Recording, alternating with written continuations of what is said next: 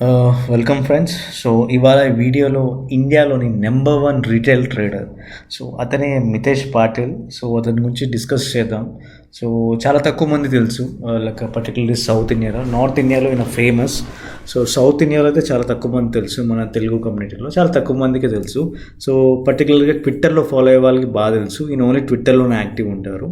So ఈయన చేసినంత trades కానీ అంటే ఎక్కువ లాట్స్లో, చాలా హై అమౌంట్ ఆఫ్ లాట్స్లో, పెద్ద పెద్ద లాట్స్. సో అలాగే పెద్ద పెద్ద లైక్ మనకి ఈ ఆప్షన్ లాట్స్లో కానీ, ఫ్యూచర్స్ కానీ, ఓకే. సో పెద్ద పెద్ద వాల్యూమ్స్లో ట్రేడ్ చేయడం కానీ, మన రిటైల్ ట్రేడింగ్లో నెంబర్ వన్ అనమాట. ఇండియాలోనే రిటైల్ ట్రేడింగ్లో నెంబర్ వన్ అనమాట. సో ఈయన చాలామంది ట్రేడర్స్ ఫాలో అవుతారు, ఇన్స్పైర్ అవుతారు. సో లైక్ ఈయన లైక్ ఇంటర్వ్యూస్ అనేది ఉంటాయి, చాలా బాగుంటాయి. ఒక 2-3 ఇంటర్వ్యూస్ ఉంటాయి మీ యూట్యూబ్లో సెర్చ్ చేస్తే, మితేష్ పాటిల్ అని నేమ్తో సెర్చ్ చేస్తే చాలా ఇన్స్పైరింగ్గా ఉంటాయి. ఏ యూట్యూబ్లో ఎవరిది వేరే అదర్ ట్రేడర్స్ ఇంటర్వ్యూస్ చూస్తూ ఉంటాను, అంతగా ఏం అనిపించదు. వాళ్ళ ఇంటర్వ్యూలో కొత్తగా ఒక లైక్ న్యూ నాలెడ్జ్ ఏమైనా దొరుకుతుందా, like add on new point ఏమైనా దొరుకుతుందా, దాన్ని పట్టుకొని మనం ఏమన్నా లైక్ బెనిఫిట్ అవుదామా అని చూసాను. అట్లాంటి స్పార్క్ పాయింట్స్ ఏం దొరకలేదు నాకు ఇంతవరకు వేరే లైక్ ట్రేడర్స్ సంబంధించిన ఇంటర్వ్యూస్లో. సో దాంట్లో నాకు అన్నిట్లో ఫేవరెట్ ఇంటర్వ్యూ లైక్ ఈ మితేష్ పాటిల్దే. లైక్ ఈయన ఒక ఇంటర్వ్యూ లైక్ ఇచ్చాడు, లైక్ ఈ లర్న్ మార్కెట్స్. ఓకే, చాలా బాగుంటుంది అనమాట. సో అది కంప్లీట్ హిందీలో ఉంటుంది అనమాట, కొంచెం కొంచెం ఇంగ్లీష్లో. సో అది లైక్ యూట్యూబ్లో సెర్చ్ చేసేయచ్చు. సెర్చ్ చేస్తే వస్తుంది మనకి ఈలాన్ మార్కెట్స్ మితేష్ పాటిల్ అని కొడితే. సో ఈయనను ఫాలో అవ్వాలంటే ట్విట్టర్లో ఫాలో అవ్వాలి, మనకి ఇంకెక్కడ దొరకడు.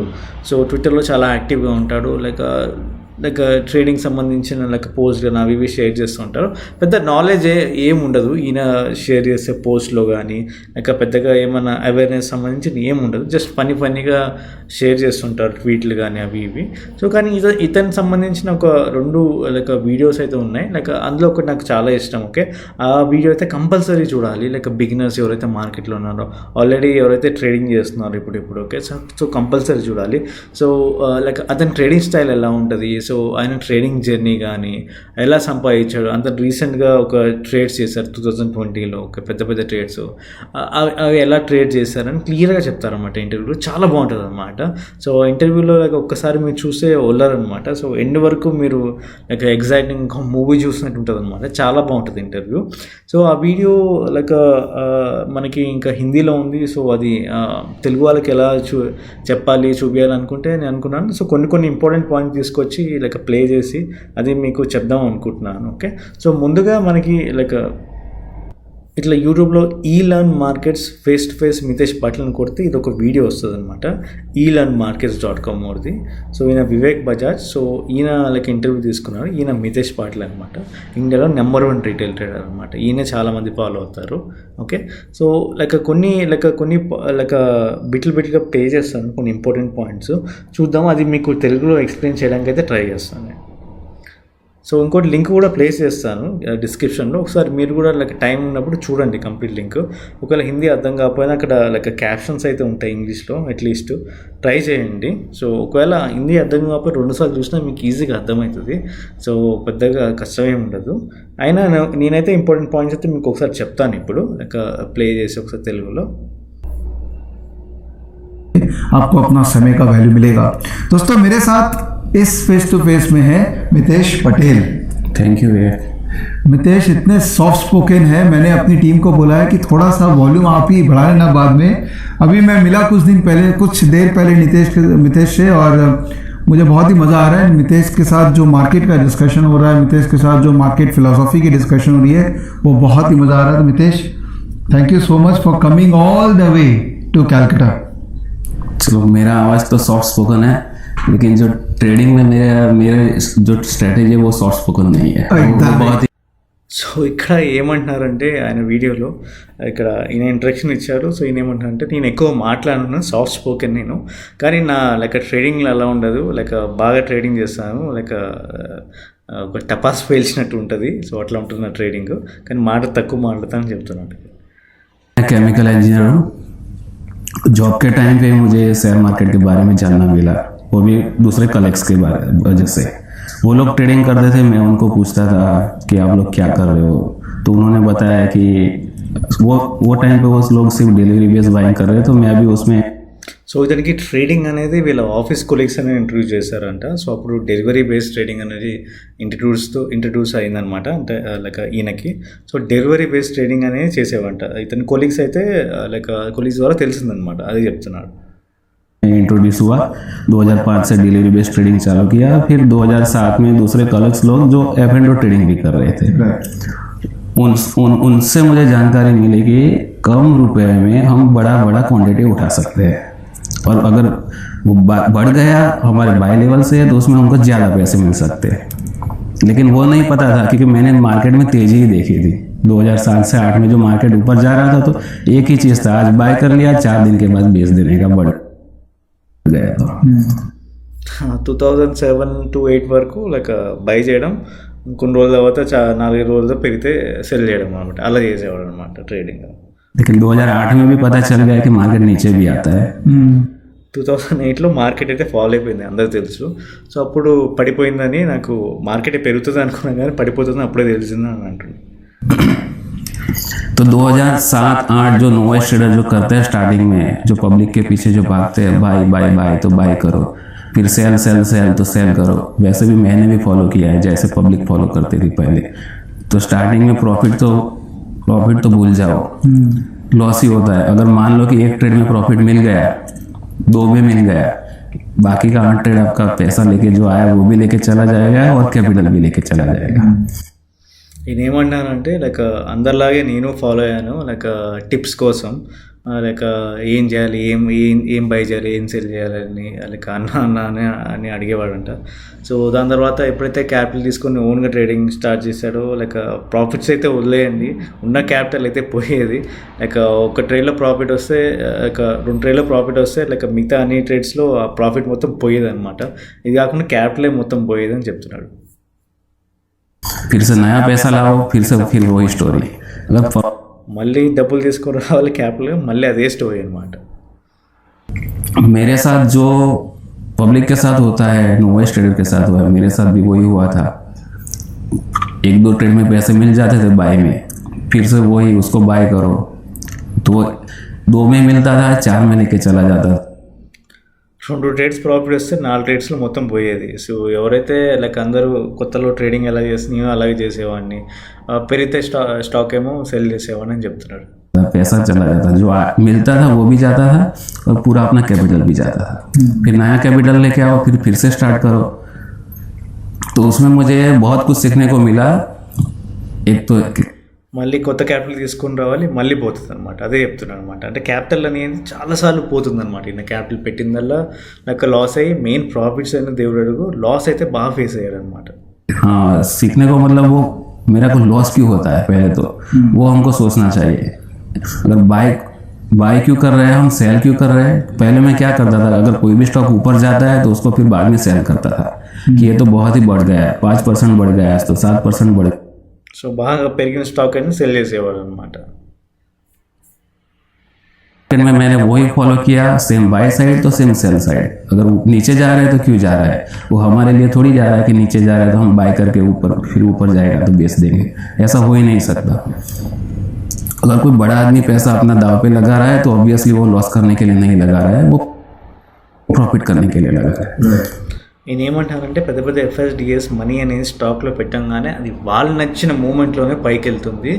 లైక్ అది వాడైతే లాస్ అవ్వనీడు, లాస్ అవ్వకుండా ప్రాఫిట్ అవ్వడానికే స్టాక్ తీసుకెళ్తాడు. మన రీటైల్ ట్రేడర్స్ అనేది మనం చీమలు అంటాం చెప్పాలంటే మనకి. అంటే నేను అట్లా ఆయన ఏమంటున్నానంటే లైక్ ఈ ఎఫ్ఐఎస్డిఎస్ అనేది లైక్ ప్రాఫిట్ అవ్వడానికే చూస్తారు అన్నమాట, 80% లాస్ అయితే అవ్వరు అని చెప్తున్నాడు. वो पब्लिक को सोचना चाहिए. अभी मैं मेरी जर्नी के बारे में ट्राई करूंगा कि मैक्सिमम 60 मिनट में मैं कितना बता पाऊंगा.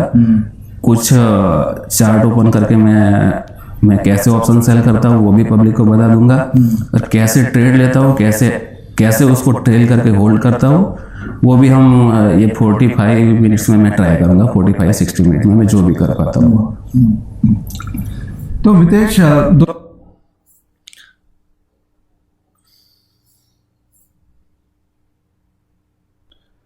సో ఇక్కడ ఎలా ట్రేడ్ చేస్తాను లైక్ ఏంటనేది చెప్తాను అంటున్నాడు. చూద్దాం ఎలా చెప్తాడు ఏంటనేది. मार्जिन भर के थक गया था उसमें, जो भी आया वो मैं जॉब कर रहा था इसलिए मैं सस्टेन कर पाया क्योंकि मैं अब्रोड में जॉब कर रहा था। अच्छा। जो सैलरी సో వచ్చిన శాలరీ అంతా ఈయన లాసెస్ కవర్ చేయడానికి అయిపోయింది. సో అదే చెప్తున్నారు. సో అన్ని లాస్ రేట్స్ నేను జాబ్ చేస్తున్నా కాబట్టి నా శాలరీతో నేనైతే లైక్ కవర్ చేయగలను లాసెస్ కానీ ఏదైనా, లేదంటే నా శాలరీ లేదు కాబట్టి కష్టమైందని చెప్తున్నారు. आती थी उसका पार्ट में इसमें मार्केट में लगाता था, तो वही लॉस मुझे जा रहा था, इसलिए मुझे इतना कुछ डिप्रेशन कुछ आया नहीं। फिर भी मुझे, और जो मैं समझ गया कि जो आ रहा है वो मार्केट को मैं दे रहा हूँ, अगर गया तो गया, तो पैसा मिला तो मिला, मतलब एक वो पूरा एडिक्शन ही हो गया। మొత్తం ఎడిక్షన్ అయిపోయిందంట ఈయనకి ట్రేడింగ్ చేసి. వచ్చిన శాలరీ మొత్తం లైక్ ఈ ట్రేడింగ్ చేయడము, వస్తే వచ్చిన డబ్బులు లేదంటే లేదు శాలరీతో ఏదైతే క్యాపిటల్ పెట్టారు. फिर मैंने सोचा कि अगर ये मुझे लॉस क्यों हो रहा है, कि ये अभी रिटर्न क्यों जा रहा है, फिर नीचे क्यों आ रहा है। वो टाइम पे कुछ चार्ट नहीं थे, याहू फाइनेंस के जो चार्ट आते थे वो ऑलमोस्ट 15 मिनट डिले आते थे वो टाइम पे, तो उसमें ఆ టైంలో చార్ట్స్ కూడా చూడకుండా ట్రేడ్ చేసేవాళ్ళు. సో అట్లా ఉంటుంది అనమాట. ఇప్పుడు మనకి లైక్ మెయిన్లీ మన ట్రేడింగ్లో వచ్చేసరికి కంప్లీట్గా చార్ట్స్ మీద డిపెండ్ అయి ఉంటుంది. ఏ ఇండికేటర్స్ కానీ ఏం యూస్ చేయలేదు, ఓన్లీ చార్ట్స్ అనమాట. చార్ట్స్లోనే మొత్తం ఉంది. సో ఇప్పుడు అదే చెప్తున్నాడు, అప్పుడు చార్ట్స్ కూడా ఉండేది కాదు. యాహూ ఫినాన్స్ అనేది చార్ట్ ఉండేది, చార్ట్ కూడా కాదు, చార్ట్ టైప్ ఆఫ్ అనమాట. అది కూడా డీలే ఉండేది, చాలా డీలే ఉండేది అని చెప్తున్నాడు. और डे एंड में ईओडी चार्ट देखने के लिए मुझे 2010 में पता चला, जब मेरे फ्रेंड थ्रू कि आई चार्ट का एक साइट है, तो उसमें ईओडी चार्ट देख सकता है उसमें, और वहाँ से कौन सा ऊपर जा रहा है कौन सा नीचे जा रहा है। वो टाइम पे आई chart automatic buy and sell signal देता था। अच्छा। कुछ इंडिकेटर ईएमए बेस्ड ऐसा कुछ था वो टाइम पे, तो मैं उसको फॉलो करने लगा। जो इंडिकेटर वो बाय में देता था मैं बाय कर लेता, तो कुछ में मुझे सक्सेस मिला, कुछ में नहीं मिला, वो भी हुआ है। फिर मैंने उधर से सोचने लगा कि यहाँ से मुझे चार्ट का स्टडी करना चाहिए। ओके। సో ఇతను ఏమంటున్నాడంటే లైక్ ఒక చార్ట్ ప్లాట్ఫామ్ దొరికింది, దాని ఆటోమేటిక్గా బై సిగ్నల్స్ కూడా ఇచ్చారు. సో దాన్ని డబుల్ కట్టి తీసుకున్నాను. జస్ట్ బై అంటే బై, సెల్ అంటే సెల్. సో లైక్ అప్పుడు అర్థమైంది అతనికి ట్రేడింగ్ ఎలా చేయాలి ఏంటనేది. సో అది కూడా లాస్ వచ్చేది కంప్లీట్గా. సో అప్పుడు అనుకున్నాడు లైక్ చార్ట్స్ రీడ్ చేయడం స్టార్ట్ చేయాలి, దాంట్లో మొత్తం ఉంది. సో నేను అనుకున్నాను అనమాట. कि उसमें अगर चार्ट से मुझे मिल रहा है, कुछ सक्सेस मिल रहा है, तो कुछ ना कुछ तो होगा, कि अपने दिमाग से करो। సో చార్ట్స్లోనే లైక్ బై సెల్ సిగ్నల్ ఇస్తుంటే, సో చార్ట్స్లోనే ఏదో సంథింగ్ ఉంది, సో నేను చార్ట్స్ని స్టడీ చేస్తానని చార్ట్ స్టడీ స్టార్ట్ చేశాడు. फिर उसके बाद थोड़े टाइम में वो गूगल फाइनेंस के बारे में मुझे पता चला कि वो उसमें लाइव फीडिंग रेट आते थे गूगल फाइनेंस में ऑलमोस्ट 3 to 5 सेकंड डिले आते थे, लेकिन उसमें लाइव आते थे इंट्राडे चार्ट। तो मैं उसमें इंट्राडे चार्ट लाइव उसमें देखना चालू किया, और बीच में मैंने एक बुक भी बाय किया था, ई बुक बाय किया था। कुछ 50 to 70 पेजेस थे उसके, उसमें क्लियरली लिखा था कि जो स्टॉक ऊपर जाता है उसको सेल मत करो, जो नीचे जाता है उसको बाय मत करो। చార్ట్స్ ఎప్పుడైతే స్టడీ చేయడం స్టార్ట్ చేస్తారు, ఏదో బుక్ కూడా కొన్నాడంట, నాకు పీడిఎఫ్. దాంట్లో ఉందంట లైక్ పైకి వెళ్తున్న స్టాక్ని లైక్ సెల్ చేయదు, కింద పడుతున్న స్టాక్ని బై చేయదు అని చెప్పిందంట ఆ బుక్. बराबर। दूसरा जो मोमेंटम स्टॉक है उसमें ट्रेड करो, उसमें कुछ RSI सिग्नल समझाया था, कुछ कैंडल समझाए थे मुझे कि ऐसा कैंडल बनता है तो आपका बुलिश सिग्नल। సో ఏదో మూమెంటం గురించి చెప్పిన, మూమెంటం స్టాక్స్ గురించి RSI గురించి చెప్పిందంట. లైక్ ఇట్లా हो सकता है, जैसे वो मॉर्निंग క్యాండిల్ స్టిక్స్ అంట. स्टार है, बुलिश एंगल्फिंग है, वो सब आपके बुलिश सिग्नल दे सकते हैं। वो सब कैंडल के बारे में అన్ని candle sticks, bullish engulfing, morning star, మనకు తెలుసు కదా, ఇదంతా ఫ్రీ లైక్ ఇన్ఫర్మేషన్ అనమాట, మన లైక్ స్టాక్ మార్కెట్ కమ్యూనిటీలో దొరికేది. సో దాని గురించే చెప్తున్నాడు. बेसिक समझाया था, वो बेसिक बुक मैंने पढ़ ली, तो उससे मुझे थोड़ा वो सीखने को मिल गया। फिर उसमें उसने वॉल्यूम एनालिसिस करके भी दिया था कि वॉल्यूम को भी थोड़ा ध्यान रखो, कि अगर कोई बढ़ रहा है तो वॉल्यूम से बढ़ रहा है, तो क्यों बढ़ रहा है थोड़ा भी सोचो। मैंने वो वॉल्यूम एनालिसिस वो पूरा जो मैंने वो मेरे दिमाग से सोचना चालू किया कि क्यों ऊपर जा रहा है। ఇంకా వాల్యూమ్ అనాలిసిస్ కూడా చెప్పారంట బుక్లో. వాల్యూమ్ అనాలిసిస్ కూడా స్టడీ చేయడం స్టార్ట్ చేశారంట. क्यों नीचे जा रहा है तो फिर ऊपर जा रहा है तो इमीडिएटली नीचे भी क्यों नहीं आ रहा है, वो भी मैंने सोचना चालू किया अपने हिसाब से। तो उसमें फिर बाद में सपोर्ट एंड रेजिस्टेंस पे थोड़ा मैंने ध्यान दिया, उसके बेस पे मैंने फिर ऑप्शन ऑप्शन भी चालू किए थे मैंने। स्टार्टिंग में मैं ऑप्शन बाई कर रहा था। जैसे मैंने वो इंट्राडे चार्ट में अगर कोई मुझे buying signal support and resistance కూడా ట్రేడ్ చేశారంట. సో అప్పుడు ఆప్షన్స్ బయింగ్ కాకుండా సెల్లింగ్ సైడ్ వచ్చారన్నమాట. ఏదైతే బుక్ చదివాడు मिलता था तो मैं कॉल ऑप्शन बाय करता था, और उसके ग्रेड बहुत था वो टाइम पे। अगर 2 to 3 टाइम्स नहीं होगा तब तक बेचूंगा नहीं। लेकिन उसमें क्या, अगर मोमेंटम में वो टाइम पे 50% तो अब चला जाएगा, लेकिन बाद में क्या वो टाइम वैल्यू का फैक्टर आ जाता है, फिर वो नीचे धीरे धीरे आ जाता है, फिर होप में बैठ के रह जाते हैं, और वो भी। సో ఏమంటానంటే ఆప్షన్ బయింగ్ చేసేవాడిని. సో లైక్ అప్పుడు ఏంటంటే బాగా గ్రీడ్గా ఉండేది. లైక్ బాగా గ్రీడ్ అంటే ఎట్లా ఉంటుందంటే మనకి ఇంకా ఎక్కువ ప్రాఫిట్స్ రావాలని ఇదిగా ఉండేదంట. సో ఎప్పుడైతే ఆప్షన్ బై చేశారో నాకు ఎప్పుడైతే మూమెంటం ఇచ్చిందో కొంచెం పెరిగిందో స్టాక్, ఇంకా పెరుగుతుంది అనుకునేవాడంట. సో పెరిగిపోగా ఈ టైం డీకే అని ఉంటుంది మన ఆప్షన్స్ బయింగ్లో కంప్లీట్గా. సో దానివల్ల లాస్ ఇంకా ఎక్కువ వచ్చిందని చెప్తున్నాడు అనమాట. अगर मोमेंटम में वो टाइम पे 50% तो अब चला जाएगा, लेकिन बाद में क्या वो टाइम वैल्यू का फैक्टर आ जाता है, फिर वो नीचे धीरे धीरे आ जाता है, फिर होप में बैठ के रह जाते हैं, और वो भी पैसे लेके चला जाता था ऑप्शन बाइंग में भी। సో ఆప్షన్ బయింగ్లో కూడా డబ్బులు బాగా పోయేవంట. ఇంకా ఇది టైం డీకే వల్ల ఎక్కువ, ఇంకా ఈ గ్రీడినెస్ వల్ల. तो सेम ऑप्शन बाइंग से मेरा मैक्सिमम लॉस हुआ है। फिर बाद में सोचा कि ऑप्शन बाइंग से अगर लॉस हो रहा है तो ऑप्शन सेल करना चाहिए, उसमें डेफिनेटली पैसा मिलेगा। लेकिन ఆప్షన్ బయింగ్ వల్ల ఇతనికి చాలా లాసెస్ అయితే వచ్చినాయి. లైక్ అందుకే ఆప్షన్ సెల్లింగ్ సైడ్ చేంజ్ అయ్యాడంట. అప్పుడు ऑप्शन सेलिंग के लिए वो कैपिटल चाहिए, वो था नहीं स्टार्टिंग में। Option selling capital, heavy capital అవసరం అయితే అది లేదంటున్నాడు.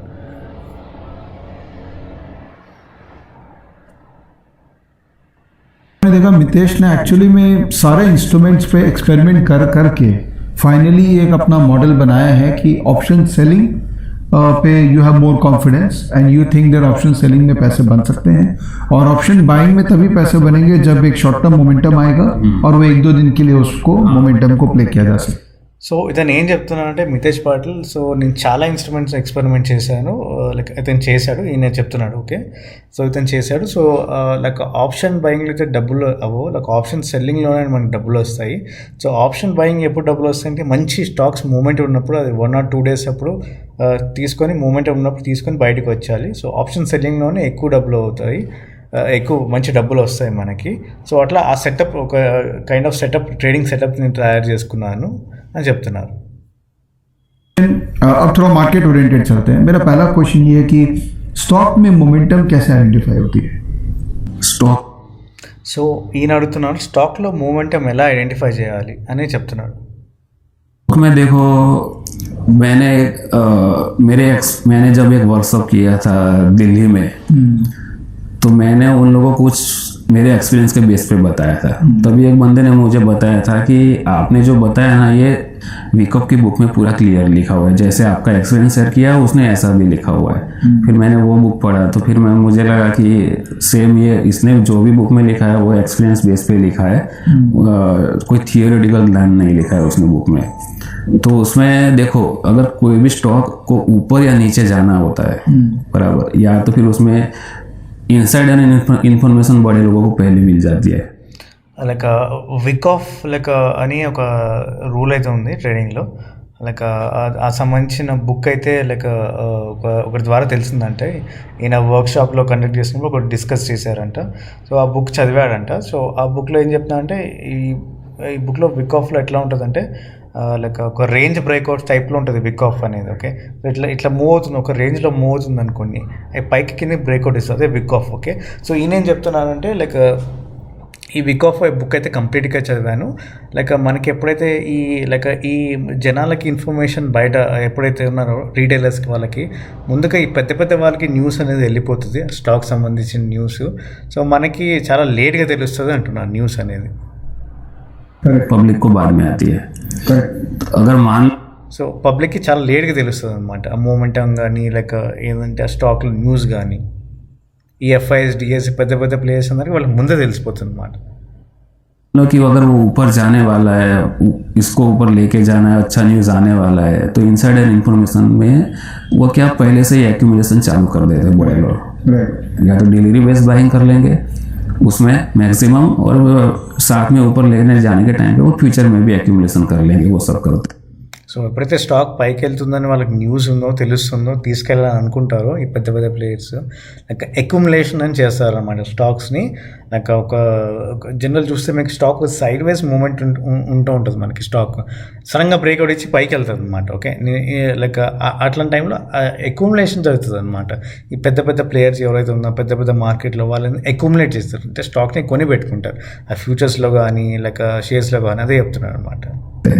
सेम ऐसा अगर चलो उसमें बैड न्यूज़ आने वाला है तो सेम ऐसे डिस्ट्रीब्यूशन फेज रहता है कि एक्यूमुलेशन फेज रहता है अपना, और डिस्ट्रीब्यूशन फेज और एक्यूमुलेशन फेज कभी छोटा नहीं रहता है, वो बड़ा ही रहता है. సో బ్యాడ్ న్యూస్ అయినా గుడ్ న్యూస్ అయినా ఇది ఇట్లయితే అక్యుములేషన్ చేస్తారు. లైక్ అక్యుములేషన్ డిస్ట్రిబ్యూషన్ 2 ఫేజెస్ ఉంటాయంట. 1 महीने का रहेगा, 2 महीने का रहेगा, 3 महीने. అవి లైక్ స్లోగా ఉండదు, చిన్నగా ఉంటుంది. అది ఒక 1 మంత్ అను పెద్దగా ఉంటుంది, జనరల్లీ 1 మంత్ అను నుంచి 2 మంత్స్ అను 3 మంత్స్ ఉండొచ్చు అని చెప్తున్నారు. महीने का भी रह सकता है, 4 महीने का भी रह सकता है. और वैसे देखो वो जब वो फेस खत्म होता है ना एक्यूमुलेशन और डिस्ट्रीब्यूशन, उसके बाद जो रेंज ब्रेकआउट होता है वो आपको एक लंबा मुंह दे देती है. ओके, సో ఎప్పుడైతే అక్యుములేషన్ డిస్ట్రిబ్యూషన్ ఫేజ్ అయితే ఉంటుందో సైడ్ వేస్ మార్కెట్ మూవ్ అవుతూ ఉంటుంది ఒకటే రకంగా ఒక రేంజ్లో. సో అప్పుడు ఈ అక్యుములేషన్ లేదా డిస్ట్రిబ్యూషన్ అంటే స్టాక్ని బాగా కొంటారనమాట, లైక్ పెద్ద పెద్ద ప్లేయర్స్. ఎప్పుడైతే ఈ రేంజ్ బ్రేక్అవుట్ జరుగుతుందో అప్పుడు మూమెంటం స్టార్ట్ అవుతుంది అని చెప్తున్నారు అనమాట ఈయన. और उसी में ही मेरा ट्रेडिंग होता है, वही स्टॉक में, बाकी कोई भी स्टॉक में मैं ट्रेड नहीं करूँगा. సో ఈయన ఓన్లీ రేంజ్ బ్రేక్అవుట్స్లోనే ట్రేడ్ చేస్తారనమాట, ఇంకా అదర్ స్టాక్స్తో ట్రేడ్ చేయరంట. ఓన్లీ ఈ ఏదైతే రేంజ్ బ్రేక్అవుట్ ఉంటుందో అప్పుడే ట్రేడ్ చేస్తారంట. సో ఇలా ఓన్లీ రేంజ్ బ్రేక్అవుట్స్లోనే ట్రేడింగ్ చేస్తాడు ఈ మితేష్ పాటిల్. సో జనరల్గా మనం స్టాక్ ఎలా పర్చేస్ చేస్తాం, పైకి వెళ్తుందంటే ఇమ్మీడియట్గా దిగుతాం అనమాట, కిందికి వెళ్తుందంటే ఇమ్మీడియట్గా మనకు లైక్ వెళ్తున్నప్పుడు ఆ మూమెంట్ చూసి మనం ట్రేడ్ చేస్తాం. ఈయన అట్లా కాదు, లైక్ రేంజ్ బ్రేక్అవుట్స్ పర్టికులర్గా చాలా బాగా వర్క్ అవుతాయి. సో దాంట్లో accumulation distribution phases according to విక్ ఆఫ్ లైక్ లా ప్రకారం చెప్పారు. సో అప్పుడు ఈ పెద్ద పెద్ద వాళ్ళు అనేది లైక్ ఈ స్టాక్ అనేది అక్యుములేషన్ చేసుకుంటారు. రేంజ్ బ్రేక్అవుట్ అయితే మంచి మూమెంటం ఉంటుంది, సో అప్పుడే ట్రేడ్ చేస్తాను అంటున్నాను. ఇప్పుడు ఒక ఎగ్జాంపుల్ చూపిస్తారు, చూద్దాం. ट्रेड भी किया रिसेंटली देखो मैंने पब्लिक में बोला था कि टाटा ग्लोबल एक है, भारतीय एयरटेल है, तो उसमें हम चलो मान लो कि हम टाटा ग्लोबल का एग्जांपल देखते हैं कि मैंने उसको क्यों बाय किया था.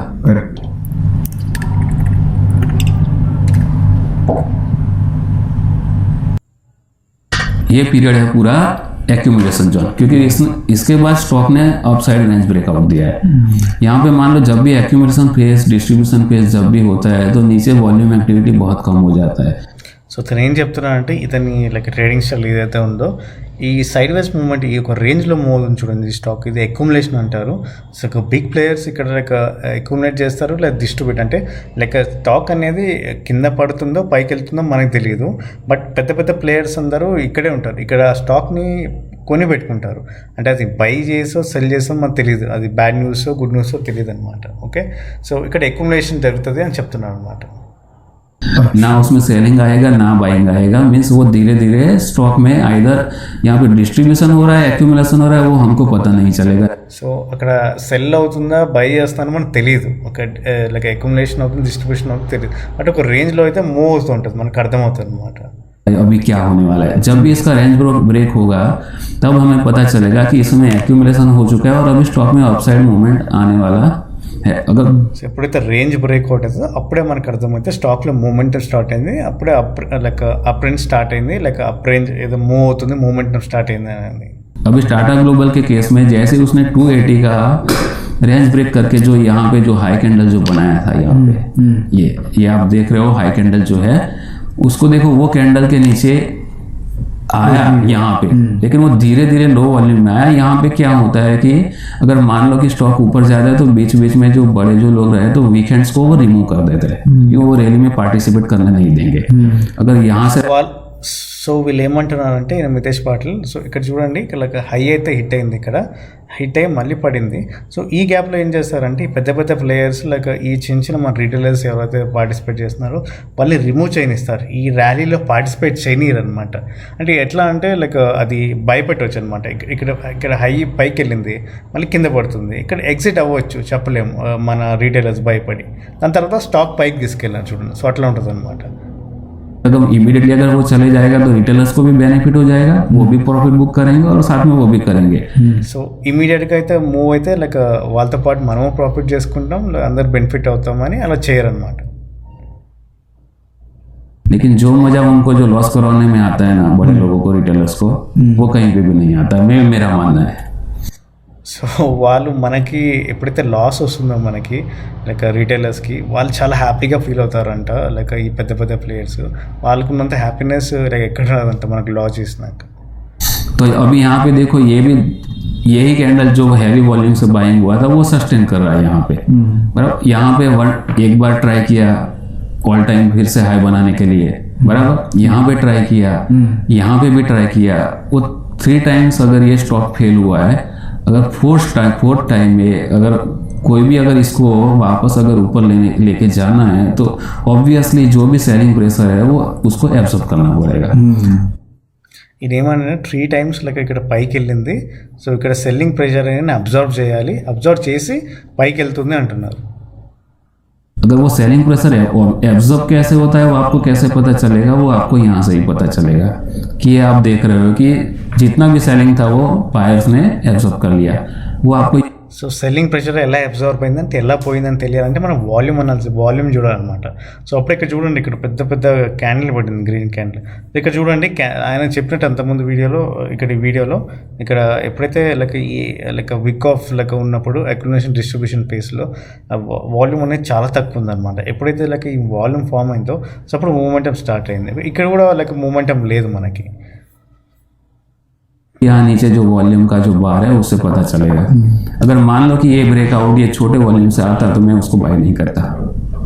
यहाँ पे मुझे क्लियर इंडिकेशन है कि सेलिंग प्रेशर पूरा एब्जॉर्ब हो गया कि अभी मुझे इसमें लॉन्ग ही जाना चाहिए.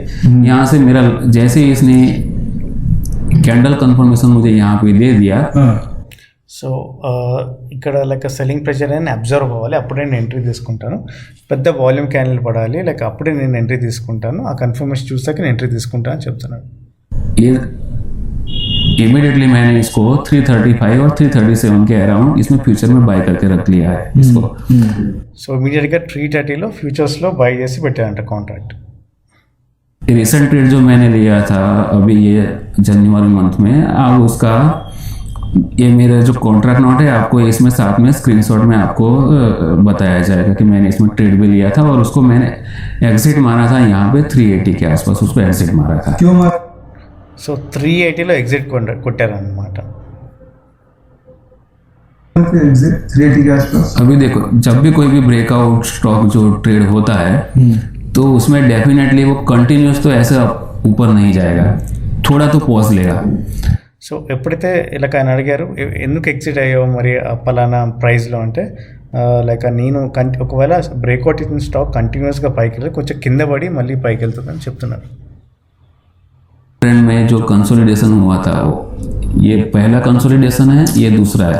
अगर यहाँ पे इतने लंबे पीरियड में स्टॉक कंसोलिडेशन हो रहा है, मीन्स एक्यूमुलेशन हो रहा है, तो प्रॉफिट बुकिंग के लिए, प्रॉफिट बनाने के लिए, बुकिंग के लिए नहीं, प्रॉफिट बनाने के लिए स्टॉक ऊपर लेके जाएंगे ये बड़े लोग. ఇది ఏమంటున్నానంటే ఇందాక చార్ట్లో చూసారు కదా కంపల్సరీగా ఎప్పుడైతే అక్యుములేషన్ జరిగిందో కంపల్సరీ ప్రాఫిట్ కన్సల్టేషన్ జరిగిందో అది అక్యుములేషన్ పీరియడ్, అక్కడ స్టాక్స్ అనేది వాళ్ళు అక్యుములేట్ చేసి బై చేసుకుని పెట్టుకుంటారు. సో కంపల్సరీ ప్రాఫిట్ ఇచ్చే వాళ్ళు తీసుకునే వెళ్తారు అనమాట, ప్రాఫిట్లో చేసే వెళ్తారు అని, వాళ్ళు లాస్ అవ్వకుండా వెళ్తారు అని చెప్తున్నారు అనమాట. तो इसका मतलब आप ये सारे एफएनओ के 150 स्टॉक्स को रोज स्टडी करते हैं? उसमें जो लिक्विडिटी जो स्टॉक रहते हैं ना वो मैं इसमें देख रहा हूँ. अच्छा. उज्जीवन फाइनेंस जैसे जो स्टॉक है लिक्विड्स है उसको मैं. సో అంటున్నారు చాలా స్టాక్స్ ఉన్నాయి కదా మరి మీరు ఎలా చూస్తారు, అన్ని స్టాక్స్ చూస్తారంటే లేదు ఓన్లీ లిక్విడ్ ఉన్న స్టాక్సే నేను ట్రేడింగ్ చేయడానికి చూస్తాను అని అంటున్నాను.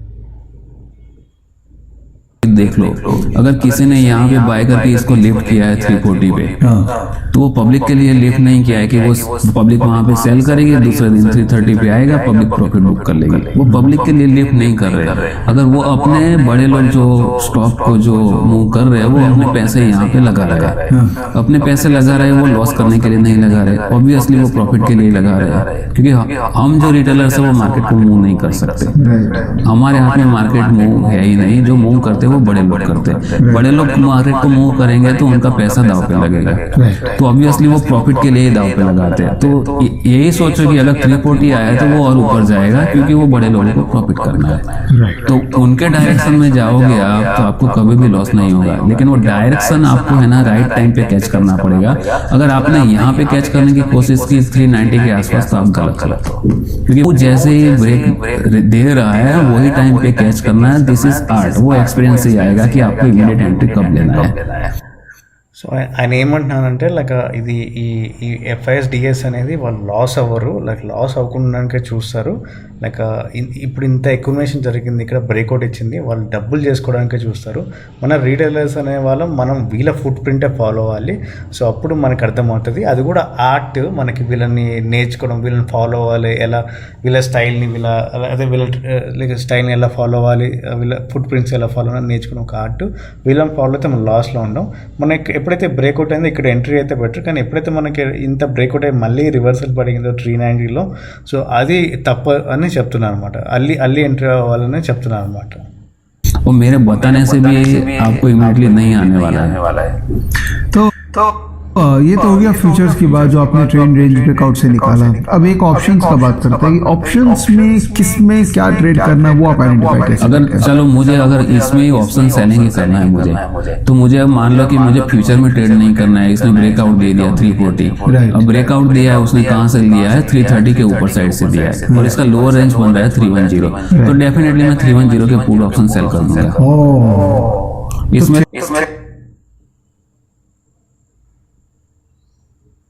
वही है थियरी वही है। ब्रेकआउट। हाँ। अच्छा अच्छा अच्छा। कोई ऑप्शन ट्रेडिंग करो, फ्यूचर ट्रेडिंग करो, ऑप्शन में सेलिंग करो या बाइंग करो, वो पूरा मोमेंटम पे ही जाता है। ఆయన ఏమంటున్నారంటే ఏదైనా మీరు ఆప్షన్ ట్రేడింగ్ చేయండి, ఫ్యూచర్ ట్రేడింగ్ చేయండి, ఆప్షన్లో బై కానీ సెల్ కానీ, సో మూమెంటం ట్రేడింగ్తోనే చేస్తానని అంటున్నారు అనమాట. या अप ट्रेंड में तो अप ट्रेंड में एक्यूमुलेशन ही होगा।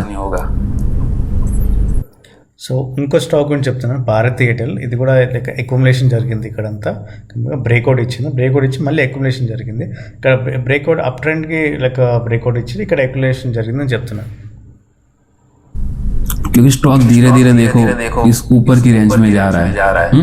अगर उसको नीचे आना होता तो यहाँ से ही नीचे आ जाता है, इमीडिएटली नीचे आ जाए। मेरे एक्सपीरियंस से अगर मैं बोलूंगा ना, अगर कोई स्टॉक ऊपर जाता है, अगर उसको नीचे लाना है ना, तो वो छोटी छोटी कैंडल में नीचे नहीं आएगा, क्योंकि वो अगर नीचे लाना है, रिटेलर्स को ऊपर फंसाना है, तो immediately back to back big candle दे देगा।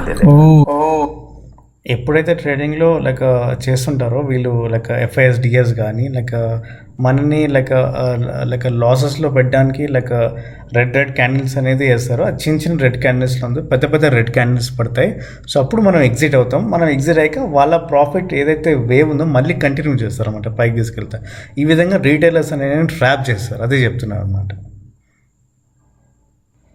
ఈ సెల్లింగ్ ప్రెషర్ అంటే మనల్ని ఎలా ట్రాప్ చేస్తారు FISDS పెద్ద వాళ్ళు రీటైలర్స్ అని ఒక ఎగ్జాంపుల్ చూపించారు ఇన్ఫోటెల్ స్టాక్లో.